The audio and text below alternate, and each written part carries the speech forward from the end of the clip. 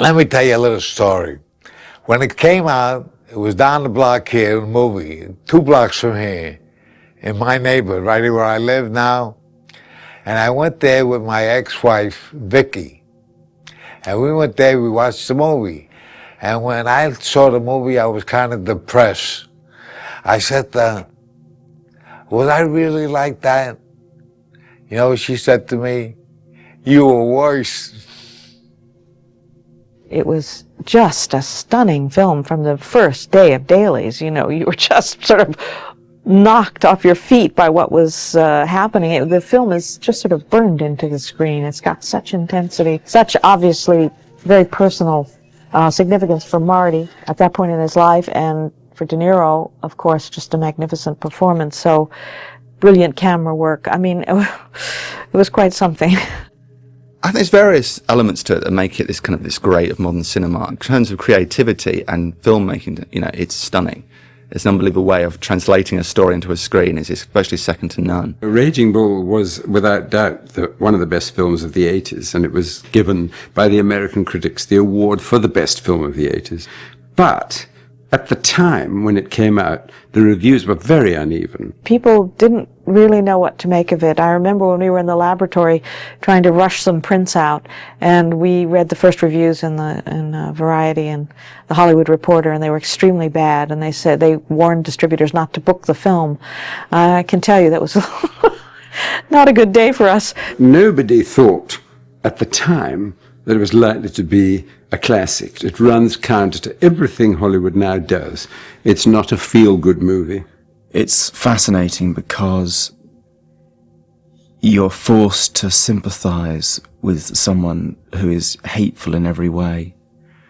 The kind of person you would never want anything to do with, or anyone you ever cared about to have anything to do with. You're forced to to care about his circumstances and his decline. The Lower East Side, it was the slums of Manhattan. It was a poor section, but I never realized I was poor. I had a lot of fun when I was a kid. Robbing, stealing, taking money, doing things like that. You know, the kid stuff. And I thought everybody was like that. I thought everybody was doing the same thing because everybody was doing the same thing. Because Scorsese came from that neighborhood also. We knew exactly what it was all about. Scorsese is comfortable with New York and with New York people and with the whole New York ambience. De Niro pushed Raging Bull because it was a wonderful part to undertake, a very, very difficult and challenging part. And at that stage in his career, that's exactly what he wanted. He asked somebody to mail him a paperback in Sicily. He was doing Godfather 2. And he read the script there, and he was obsessed with the story, and he wanted to do it. And the dedication he put into this movie, I can't explain it. He was obsessed with the movie and everything, with me, with the people I was involved with. Scorsese was very doubtful about making the film in the first place. I think he went through a very bad time personally, with a breakup of a marriage, and he had to be persuaded by De Niro to make the film. The disaster that his life was in persuaded him that the disaster of Jake LaMotta's life was actually worth filming. In Scorsese's approach, he definitely wanted to make the boxing the kind of fundamental point, the hook around which this psychodrama spins. Scorsese was determined that the boxing was going to be real. Yeah, it was going to be absolutely what it's like to be in a ring. He wanted to put the audience in the ring with LaMotta. And one of the great unsung heroes of most of Scorsese's movies is Thelma Schoonmaker, who's an absolutely amazing editor.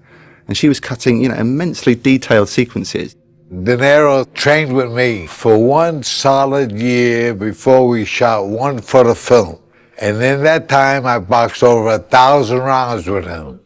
I'm not exaggerating at all, over 1,000 rounds. And when I got done training him, I'm very certain, I'm very positive he could have fought professional. One of the things that Scorsese did when he was designing the film was to decide to make each fight different from the other in terms of style. So it would all depend on what the state of Jake LaMotta's mind was at the time that he was fighting the fight.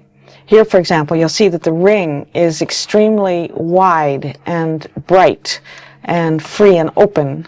And that's because this is the first fight where he knocked down Sugar Ray Robinson, who was a great fighter, a great champion, and LaMotta's great rival. To give you a stark contrast to that, a fight that LaMotta lost on a decision is done in a completely different way. Now, this is a fight again against Sugar Ray Robinson, but which LaMotta lost on a technicality, and he felt that he had fought a terrific fight. So he was extremely upset about the fact that he had lost. So Scorsese designed the entire fight as if it was in a pit of hell. Now you'll see here that every shot is shot through a camera lens that has flames beneath the camera. And these flames are causing a mirage-like rippling effect in the way the image looks, and lots of smoke, so that everything is kind of indistinct, unfocused, which is the way Jake LaMotta remembered the fight in his mind, because he didn't feel that he deserved to lose it. Begins with the camera descending into a dark, smoky ring. Every shot has this feeling of being not quite there. Sometimes the faces are out of frame. Here the referee is very blurred. When LaMotta goes back to his corner, I'll just run down to that. He goes back to his corner and sits down. You'll see that you can't even see his face. His face is obscured by the rope. Again, contributing to this feeling that he doesn't quite understand what's going on. One particular fight, I'm fighting another Frenchman by the name of Laurent Autuil. And with 23 seconds left of the 15th round, I could not win the fight. I knocked him down. They counted 10. There was 13 seconds left. I was very lucky to retain my title. Now that particular fight, we have filmed it, the real fight.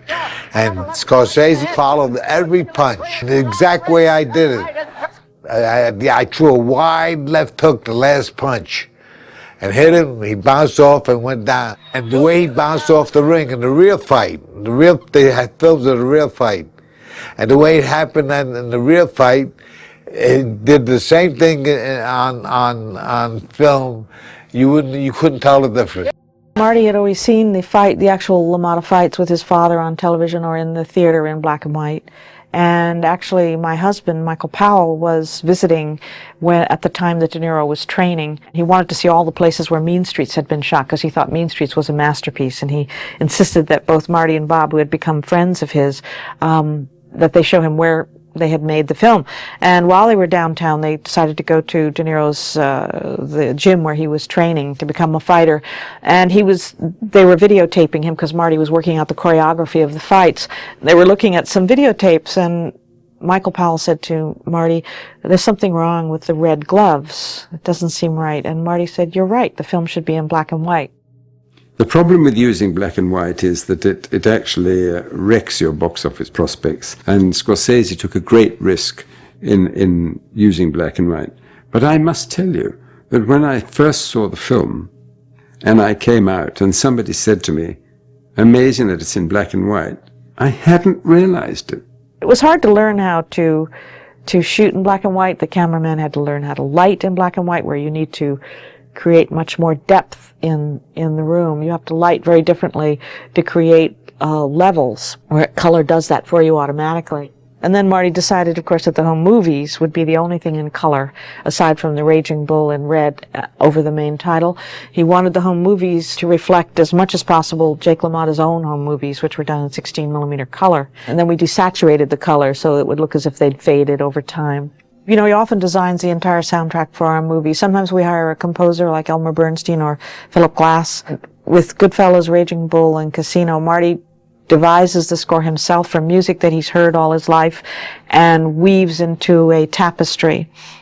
With Raging Bull, he knew that he wanted to use the music of Mascagni, a great Italian composer that he had heard all his life when he was growing up, through the tenement windows and being played at home by his family, and use that as the theme for Jake's suffering in the movie. It's got a very sad sound to it, very beautiful music. Marty had storyboarded the entire fight with incredible number of shots. He shot a great deal of footage for this very key fight, and However, we found that when we were structuring the fight, the key thing was where his wife picks up her head and looks at the devastation going on, and where she puts her head down again. And that actually became sort of the linchpin for how we built the entire final montage of destruction. Frank Warner, our great sound effects editor, one of the things he taught on this film entirely was how to use silence. Just a little bit of sound effect here. Very, very artificial, taking the sound away, just a very, very slight rumble of some sort. The sound of an animal breathing, which he synced to Sugar Ray's breathing, probably a tiger or a lion. Now, this entire sequence, which is a blazing montage of cuts, was very, very carefully thought out by Marty and storyboarded. And when I was putting it together at first, I had to actually use the storyboards to guide me for exactly what he wanted. Then as we worked on it, we found that sometimes it made it more effective if we moved a shot later. To get the effect of this shot, for example, this shot of Bob's legs, Bob had his trainer on top of his shoulders, moving around to give him the feeling, give his legs the feeling of rocking like that.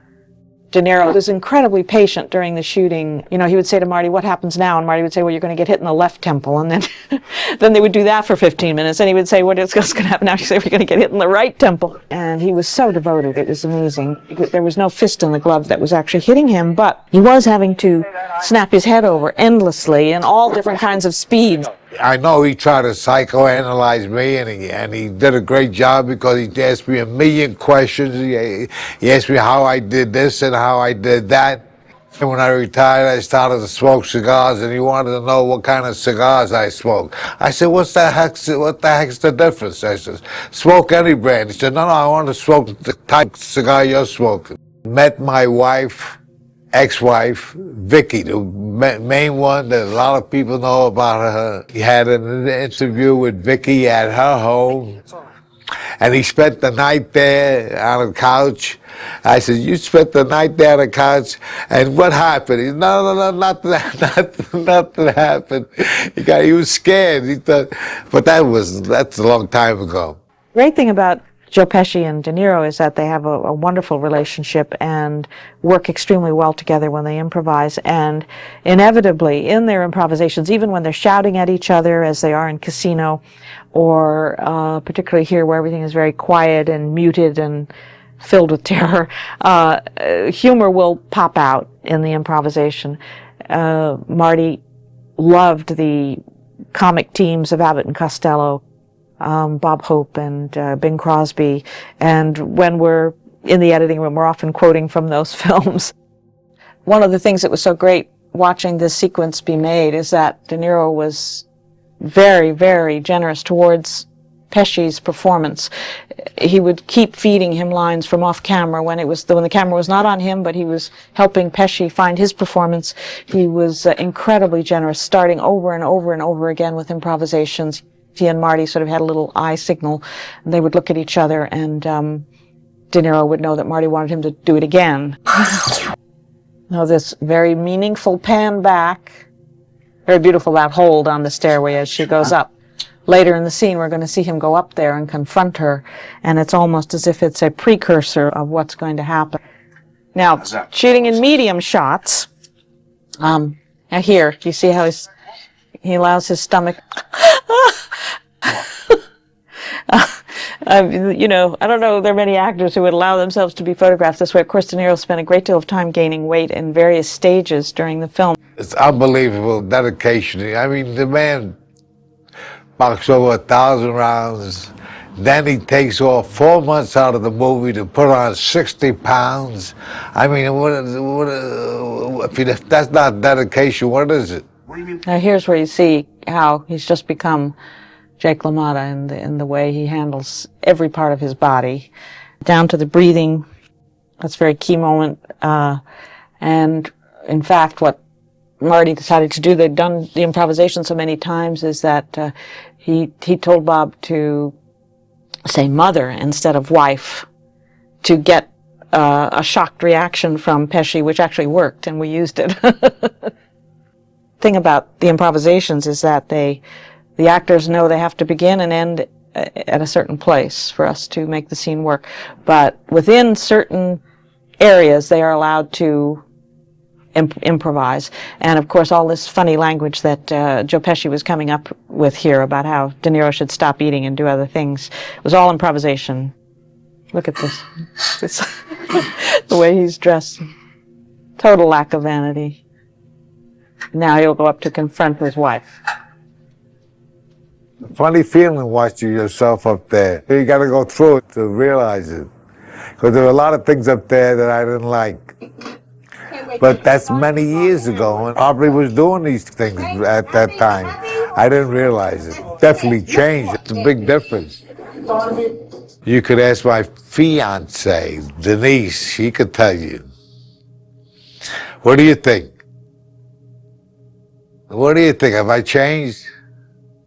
You're mellow. I mellowed. I hope I did. The fact that Raging Bull only got 2 Oscars, and very deserved Oscars. Certainly Thelma deserved her Oscar, and De Niro deserved his, is par for the course. The fact that Scorsese's never got an Oscar is really a compliment to him more than anything else, although I don't think he'd think that, because he's not a Hollywood director. He once said to me, I'm not a Hollywood director, I'm an in spite of Hollywood director, and that absolutely sums him up. He's not Oscar material. He's much too emotional as a filmmaker, much too dangerous as a filmmaker for Hollywood. And I think when he gets an Oscar, it'll probably be a career Oscar, which is a kind of a pat on the back for being a good boy. And he's not really a good boy. I feel that Oscar is not mine. I feel that Oscar is Marty's, because the dazzling visual nature of the fights is what that Oscar was for.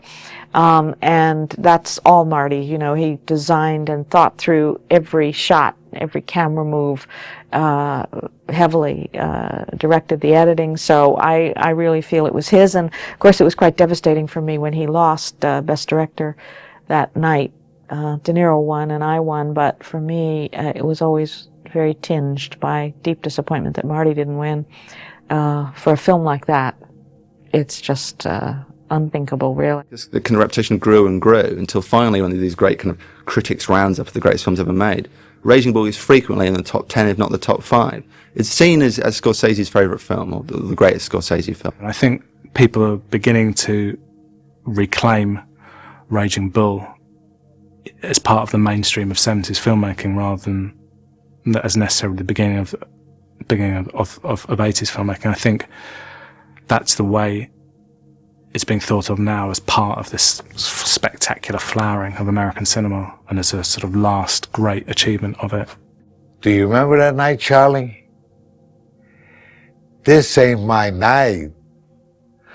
My night. I could have taken Wilson apart that night. So what happens? He gets an outdoor shot in the ballpark, and what do I get? A one-way ticket to Palookaville. That are making me take them dives for the short-end money. I could have had class. I could have been a contender. I could have been somebody instead of a bum, which is what I am. It was you, Charlie.